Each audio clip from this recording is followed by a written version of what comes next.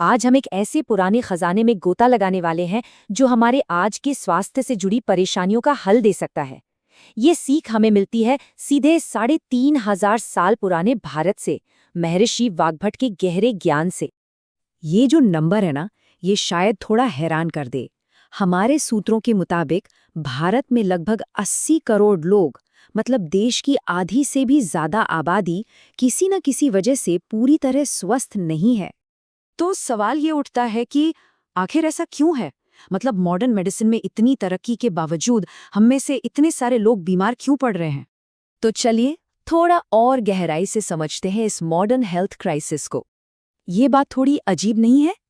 एक तरफ हमारे पास लाखों डॉक्टर्स हैं और दूसरी तरफ 75 से 80 करोड़ लोग बीमार हैं।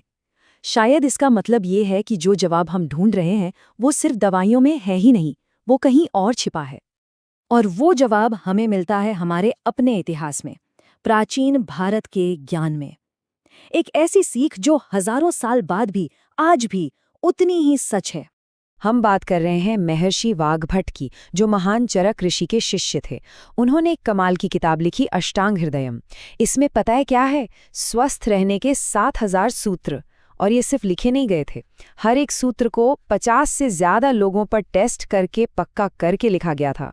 और यहीं पर वाग्भट का सबसे पावरफुल आइडिया सामने आता है। उनका कहना था कि 85% बीमारियां, इनका इलाज हम खुद कर सकते हैं, बिना किसी डॉक्टर या एक्सपर्ट के। सोचिए जरा, ये तो अपने स्वास्थ्य की चाबी अपने ही हाथों में लेने जैसी बात हो गई। तो ये सेल्फ हीलिंग, ये आत्म चिकित्सा काम कैसे करती है? इसका राज ना हमारे शरीर के एक बहुत ही बेसिक फंक्शन में छिपा है, हमारे पाचन में। वाग्भट ने इसे एक नाम दिया, जठर अग्नि, यानी हमारे पेट की आग, हमारी डाइजेस्टिव फायर। आज की भाषा में हम इसे मेटाबॉलिज्म कह सकते हैं। सीधी सी बात है, जब ये आग तेज होती है तो खाना पचकर एनर्जी बनता है। लेकिन अगर ये आग बुझ गई या कमजोर हो गई तो वही खाना शरीर में जहर बन जाता है। और सबसे कमाल की बात क्या है? हमारी ये जठर अग्नि सीधे सीधे सूरज से जुड़ी हुई है। जैसे ही सुबह सूरज उगता है ना, हमारे पेट की आग भी भड़क उठती है और सूर्योदय के बाद करीब 2.5 घंटे तक ये अपने पीक पर होती है, सबसे ज्यादा शक्तिशाली। और फिर जैसे जैसे दिन ढलता है, सूरज डूबता है, हमारी पाचन की ताकत भी कमजोर पड़ जाती है। तो ठीक है, ये तो हुई थ्योरी, पर इस जानकारी का हम अपनी रोज की जिंदगी में क्या करें? चलिए देखते हैं कि वाग्भट के हिसाब से हमारा खाने का परफेक्ट शेड्यूल क्या होना चाहिए। वाग्भट कहते हैं, सुबह का खाना राजा की तरह सबसे भारी, दोपहर का थोड़ा हल्का और रात का तो बिल्कुल ही हल्का। लेकिन हम आज क्या कर रहे हैं? ठीक इसका उल्टा है ना। ये एक अरे हाँ वाला मोमेंट। और सबसे जरूरी बात, वाग्भट कहते हैं कि सुबह वो सब खाओ जो दिल को भाए, चाहे वो पराठे हो, पूड़ी हो या मिठाई, पेट भर के। क्यों? क्योंकि इससे सिर्फ पेट नहीं भरता, मन को भी एक गहरी तसल्ली मिलती है। और ये जो मानसिक संतुष्टि है ना, ये हमारे हार्मोन्स को बैलेंस रखती है और हमें आगे चलकर दिमागी बीमारियों से भी बचाती है। तो फिर ये हल्का नाश्ता, मतलब कॉर्नफ्लेक्स और दूध वाला कल्चर आया कहाँ से? ये उन ठंडे देशों की देन है जहां महीनों सूरज नहीं निकलता। अब सोचिए, बिना सूरज के उनकी जठर अग्नि वैसे ही कमजोर होती है, तो वो भारी खाना पचा ही नहीं सकते। लेकिन भारत, जहां हर सुबह सूरज देवता दर्शन देते हैं, वहां ये रूल लागू ही नहीं होता।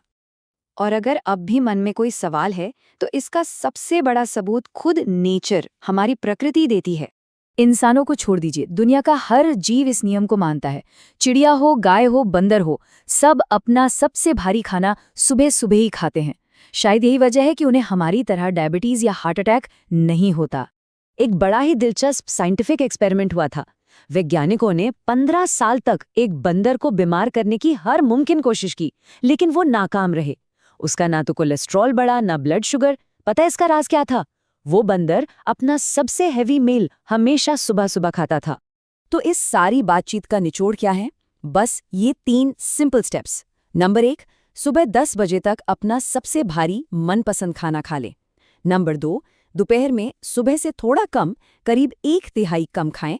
और नंबर 3, शाम को सूरज ढलने से 40 मिनट पहले अपना सबसे हल्का खाना खत्म कर लें। तो आखिर में सवाल बस इतना सा है कि क्या हम अपनी कलाई पर बंधी घड़ी के हिसाब से जीते रहेंगे या फिर अपने शरीर के अंदर की उस हजारों साल पुरानी घड़ी की आवाज़ सुनेंगे जो हमेशा सही रास्ता दिखाती आई है।